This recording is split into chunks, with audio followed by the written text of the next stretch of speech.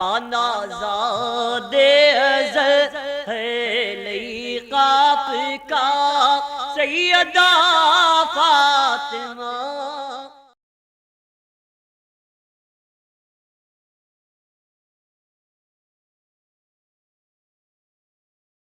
ورحمۃ اللہ وبرکاتہ. نحمده ونصلي ونسلم على رسوله الكريم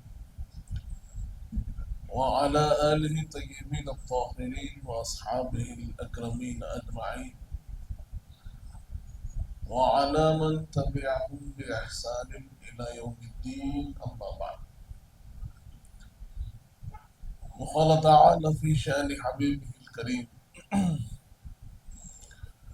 إن الله وملائكته يصلون على النبي يا أيها الذين آمنوا صلوا عليه وسلموا تسليما.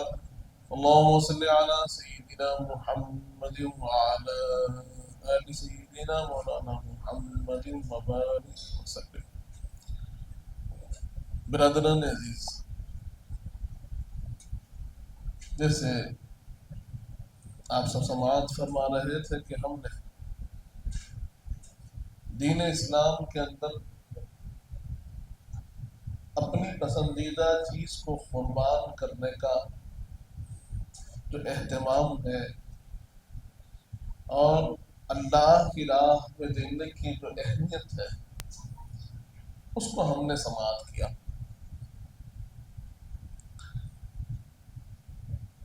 اگر ہم غور کریں تو ہم دیکھیں گے کہ اسلامی سال جو ختم ہوتا ہے تو قربانی اور شہادت سے ختم ہوتا ہے. کہیں ہمیں درس قربانی دیا گیا اور سکھایا گیا کہ جو چیز تمہارے پاس پسندیدہ ہے، جس چیز کو تم اپنے پاس محبوب رکھتے ہو، اسے اللہ کی راہ میں قربان کرنے کے لیے تیار ہو. چاہے وہ تمہارا وقت ہو، تمہارا مال ہو، یا پھر وہ جانور جو تم نے اپنے لیے پالا ہے اسے اللہ کی راہ میں قربان کرو. اور اس کے ذریعے سے یہ میسج ضرور دو کہ ہمارے پاس کسی چیز کی اہمیت ہے. ہمارے پاس ایک مومن کے پاس سب سے زیادہ کسی چیز کی اہمیت ہوتی ہے تو وہ اللہ کے حکم کی اہمیت ہوتی ہے. اللہ رب العزت جو چاہتا ہے بندہ مومن وہ کرتا ہے. اس کے بعد ہم دیکھتے ہیں تو کہیں شہادت حضرت عثمان غنی ہے، اور اس کے بعد آگے چلتے ہیں کہ سال اختتام کی طرف ہے اور نیا سال شروع ہو رہا ہے تو وہ بھی شہادتوں سے شروع ہو رہا ہے، وہ بھی قربانیوں سے شروع ہو رہا ہے. کہیں پر قربانی ہے، کہیں پر شہادت ہے. تو حضرت عمر فاروق کی شہادت کی یاد ہے، کہیں پر اہل بیت اطہار کی شہادتوں کا ذکر ہے. برادران عزیز، جو سبق ہم کو مل رہا ہے کہ بندے مومن کو اللہ کی راہ میں کوشش کرنا ہوگا، اپنی خواہشات کو اللہ کے لیے قربان کرنا ہوگا، اپنے آپ کو رب کے راستے پہ پیش کرنا ہوگا. ان تمام شہادتوں کا ذکر ہم سنیں گے، ان حالات کو ہم جاننے کی کوشش کریں گے، لیکن اس سے پہلے ہمیں اس بات کو سمجھنا ہوگا کہ آج جو دین ہم تک پہنچا ہے، یہ جو درخت پھل پھولتا ہوا نظر آ رہا ہے، یہ ایسے ہی نہیں پہنچا، یہ یوں ہی ہم کو حاصل نہیں ہوا. یہ اللہ کی بہت بڑی نعمت ہے. ایمان کا ہمیں حاصل ہونا، اللہ کی معرفت کا ہمیں حاصل ہونا، حضور پاک کی نسبت کا ہمیں حاصل ہونا، حضور پاک کا امتی بن کر اس دنیا میں پیدا ہونا، یہ ہمارے لیے تمام نعمتوں سے بڑھ کر نعمت ہے۔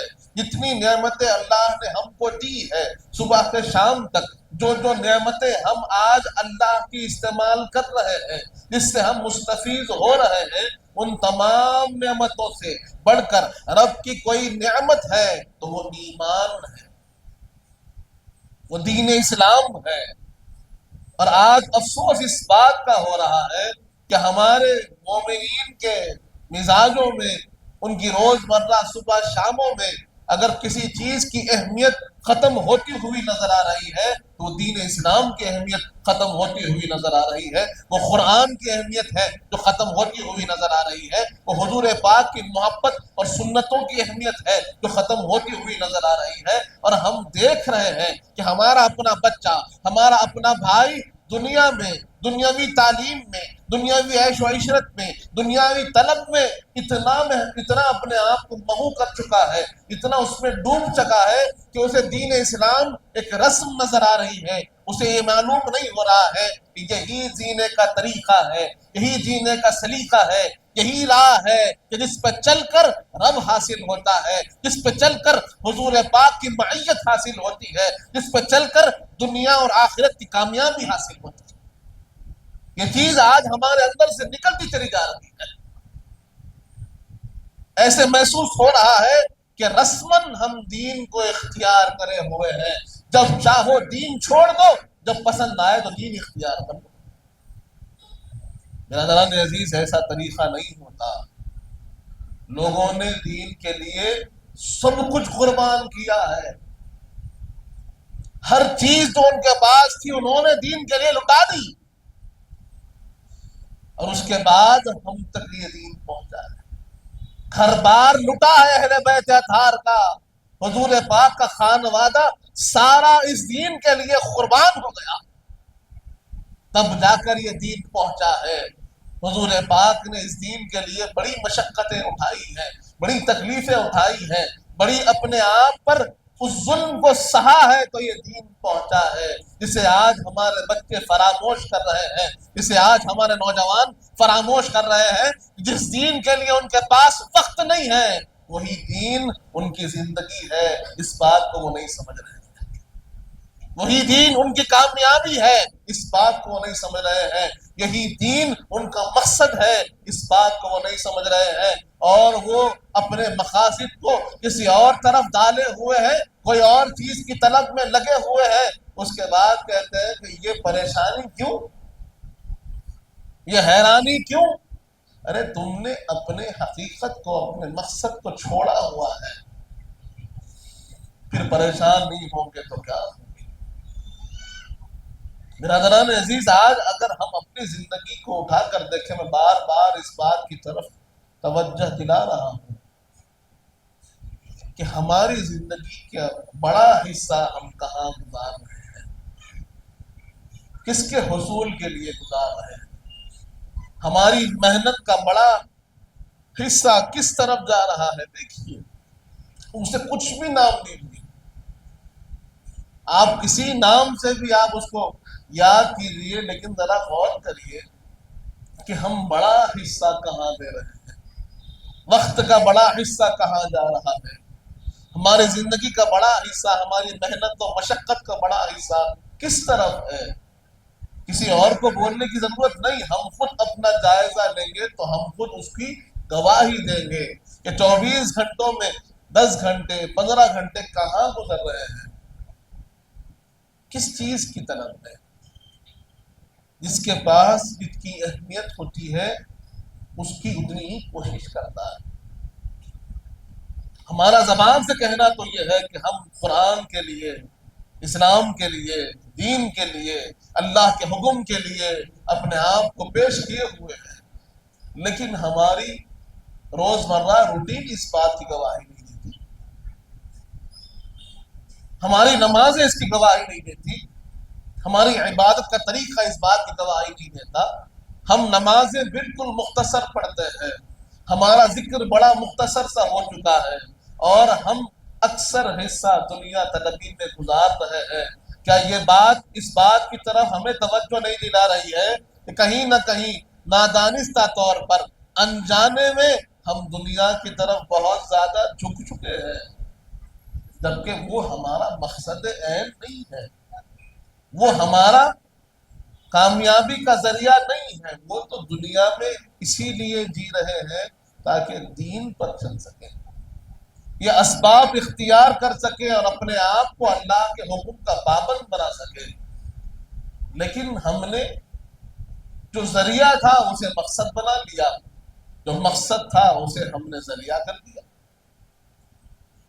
برادران عزیز، تو عرض یہ کرنا ہے کہ جب ہم تاریخ کو دیکھتے ہیں، اسلامی احکام کو دیکھتے ہیں، صبح شام کو دیکھتے ہیں، تو ہم نے دیکھا ہے کہ ہمارا سال ختم ہوتا ہے تو قربانی کے ساتھ ختم ہوتا ہے، سال شروع ہوتا ہے تو قربانی کے ساتھ شروع ہو رہی ہے۔ ہم دیکھ رہے ہیں کہ یہ ساری کچھ قربانیاں کس لیے؟ اس دین اسلام کے لیے، اس کی سربلندی کے لیے، اس کو پہنچانے کے لیے، اس کو بچانے کے لیے، اس کو سنبھالنے کے لیے۔ تو آج ذمہ داری کس کی ہے؟ ہماری ہے۔ آج ہر طرف سے حملہ ہو رہا ہے، ہر ایک چاہتا ہے کہ اس دین کو مٹا دے۔ آج دنیا بھر میں کسی کی آنکھ میں چبھنے والی کوئی چیز ہے تو وہ دین اسلام ہے، اہل اسلام ہے، مسلمان لوگوں کو چبھ رہے ہیں۔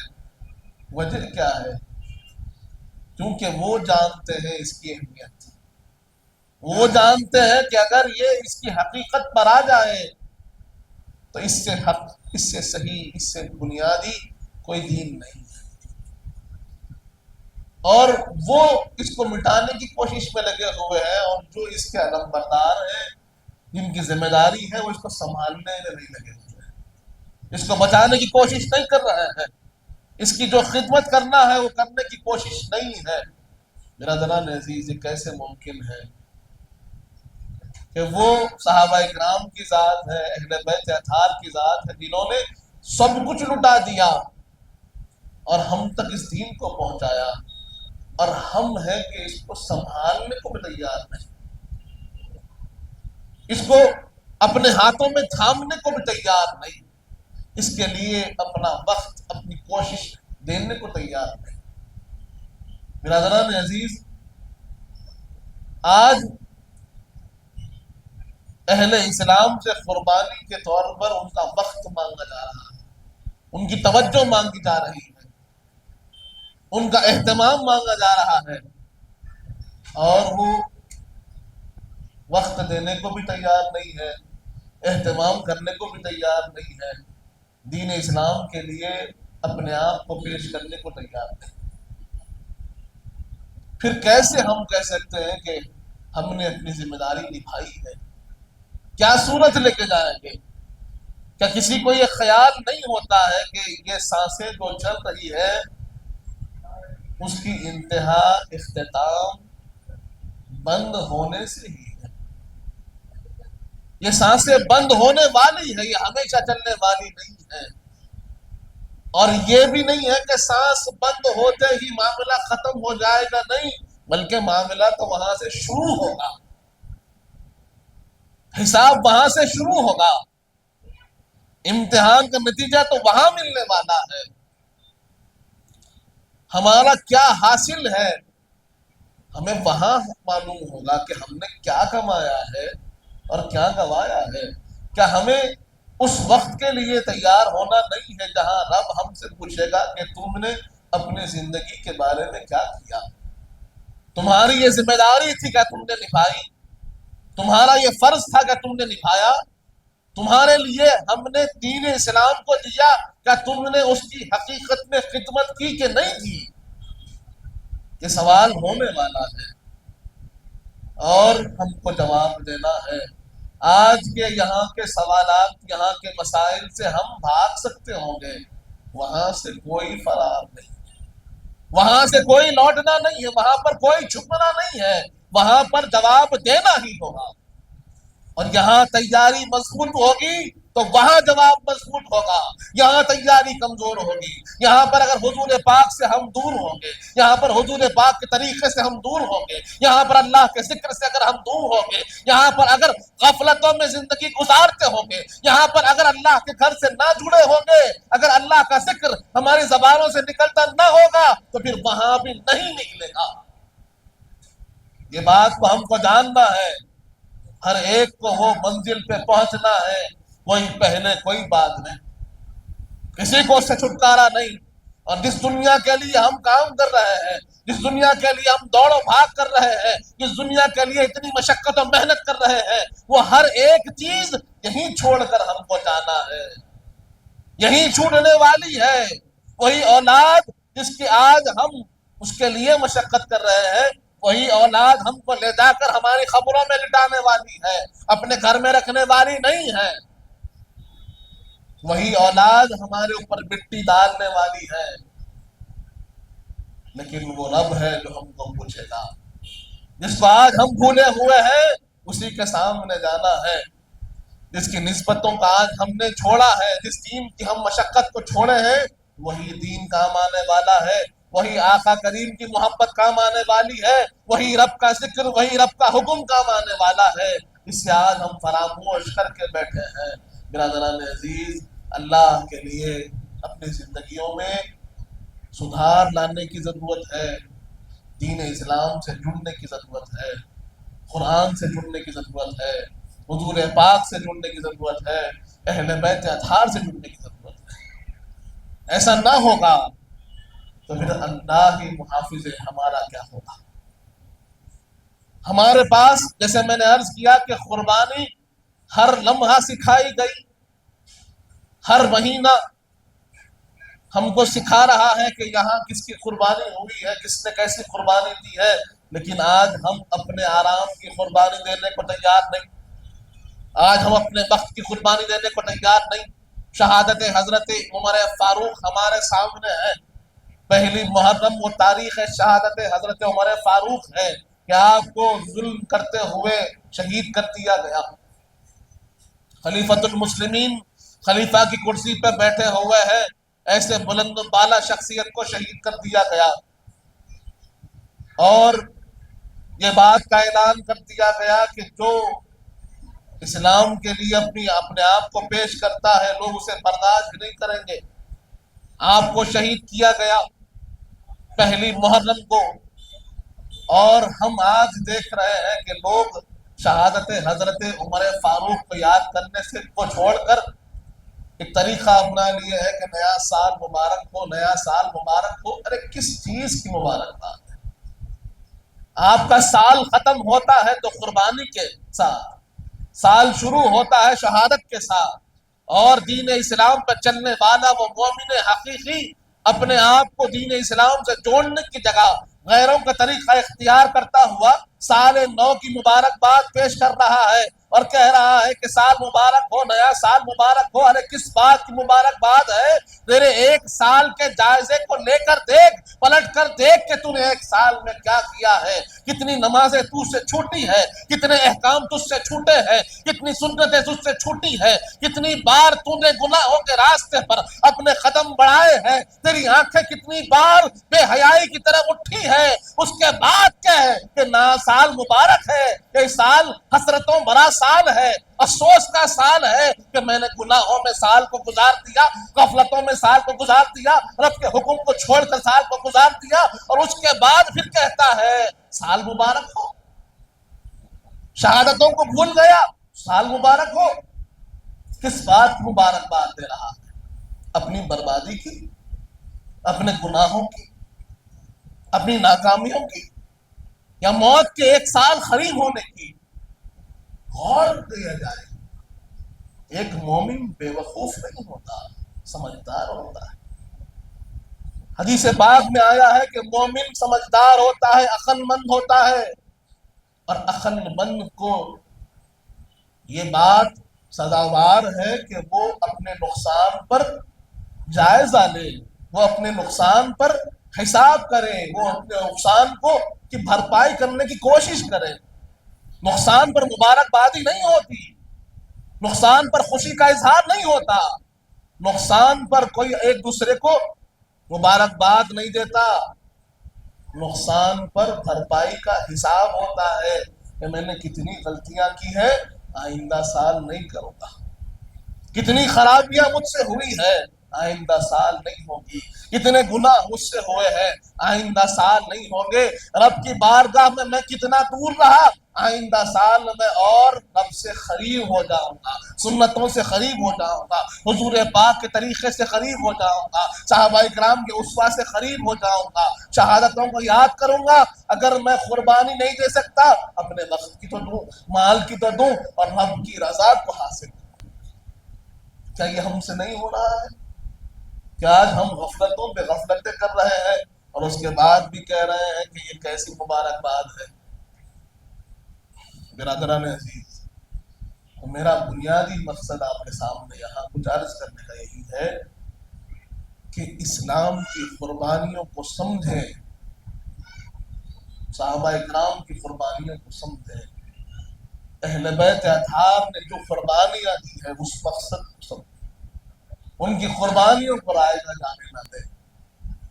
انہوں نے اپنے گھر بار لٹا دیا ہے اس دین کے لیے تاکہ وہ دین ہم کو پہنچے صحیح سلامتی کے ساتھ۔ اب ہماری ذمہ داری ہے کہ اس دین کو سیکھے، اس پر عمل کریں اور لوگوں تک اس دین کو پہنچائیں، اس دین کے لیے، اس کی خدمت کے لیے کچھ آگے بڑھیں، اس دین کی خدمت کے لیے اپنے آپ کو پیش کریں، ایک وقت نکالیں جہاں ذکر ہو، قرآن ہو، جہاں اللہ کی عبادت ہو، لوگوں کے لیے علم ہو، خود سیکھے بھی لوگوں کو سکھائے بھی۔ ہم وقت ہی نہیں نکال رہے ہیں۔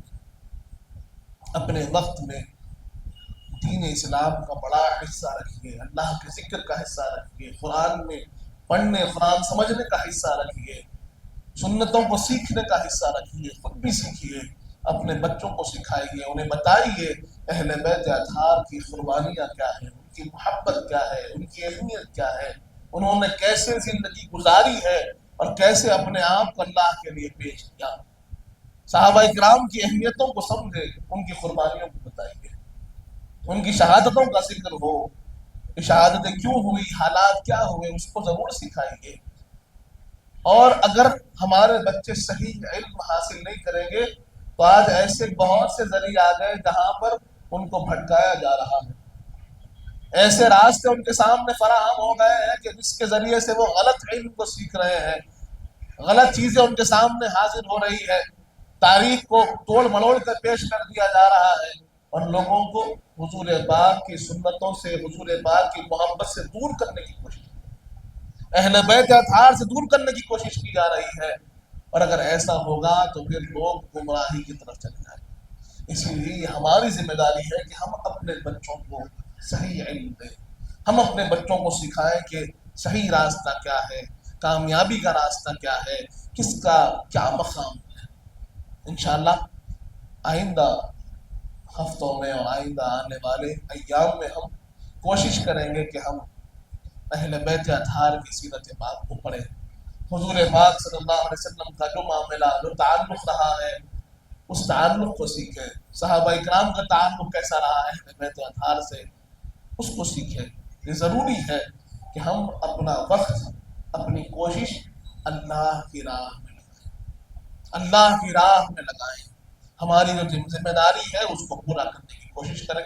اللہ تعالیٰ سے دعا ہے مالک جب تک زندہ رکھ، سلام پر رکھ، موت ایمان پر دے، وقت نزا حضور پاک صلی اللہ علیہ وسلم کا دیدار نصیب فرما مالک، ہمیں نیک اور صالح متقیوں پر اعزار بنا، ہمارے گناہوں کو معاف فرما، ہمارے گناہوں کو نیکیوں سے تبدیل کرنے والے، ہم میں جو پریشان حال ہے ان کی پریشانیوں کو دور فرما، ہم میں جو بیمار ہیں انہیں شفاء کامل عطا فرما، ہم میں جو مقروض ہے ان کے قرضوں کو عطا فرما، جو بچیاں بیٹھی ہوئی ہے ان کا نصیبہ نیک فرما، جن کی شادیاں ہو چکی ہے ان کی زندگیوں میں خوشیاں عطا فرما، جو کچھ کہے ہیں، جو کچھ سنے ہیں اس پر عمل کرنے کی توفیق عطا فرما۔